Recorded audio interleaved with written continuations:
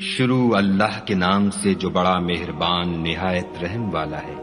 اے محمد صلی اللہ علیہ وآلہ وسلم، جو کپڑا لپیٹے پڑے ہو اٹھو اور ہدایت کر دو، اور اپنے پروردگار کی بڑائی کرو، اور اپنے کپڑوں کو پاک رکھو اور ناپاکی سے دور رہو، اور اس نیت سے احسان نہ کرو کہ اس سے زیادہ کے طالب ہو، اور اپنے پروردگار کے لیے صبر کرو۔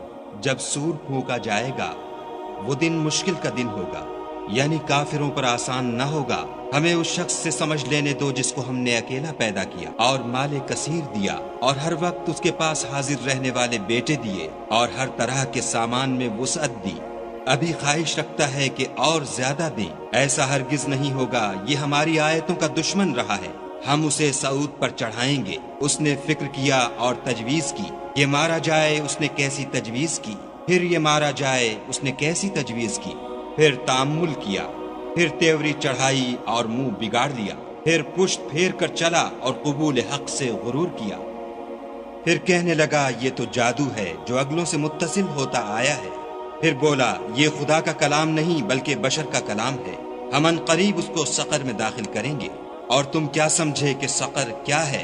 وہ آگ ہے کہ نہ باقی رکھے گی اور نہ چھوڑے گی، اور بدن کو جھلس کر سیاہ کر دے گی۔ اس پر 19 داروغہ ہیں، اور ہم نے دوزخ کے داروغہ فرشتے بنائے ہیں، اور ان کا شمار کافروں کی آزمائش کے لیے مقرر کیا ہے، اور اس لیے کہ اہل کتاب یقین کریں اور مومنوں کا ایمان اور زیادہ ہو، اور اہل کتاب اور مومن شک نہ لائیں، اور اس لیے کہ جن لوگوں کے دلوں میں نفاق کا مرض ہے اور جو کافر ہیں کہیں کہ اس مثال کے بیان کرنے سے خدا کا مقصود کیا ہے۔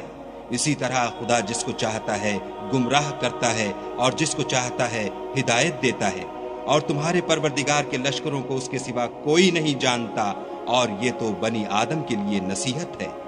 ہاں ہاں، ہمیں چاند کی قسم، اور رات کی جب پیٹھ پھیرنے لگے، اور صبح کی جب روشن ہو، کہ وہ آگ ایک بہت بڑی آفت ہے، اور بنی آدم کے لیے موجب خوف، جو تم میں سے آگے بڑھنا چاہے یا پیچھے رہنا چاہے۔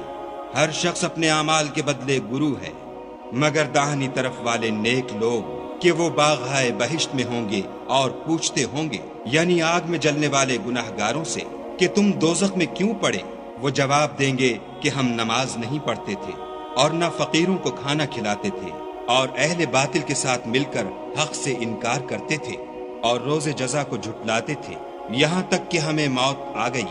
تو اس حال میں سفارش کرنے والوں کی سفارش ان کے حق میں کچھ فائدہ نہ دے گی۔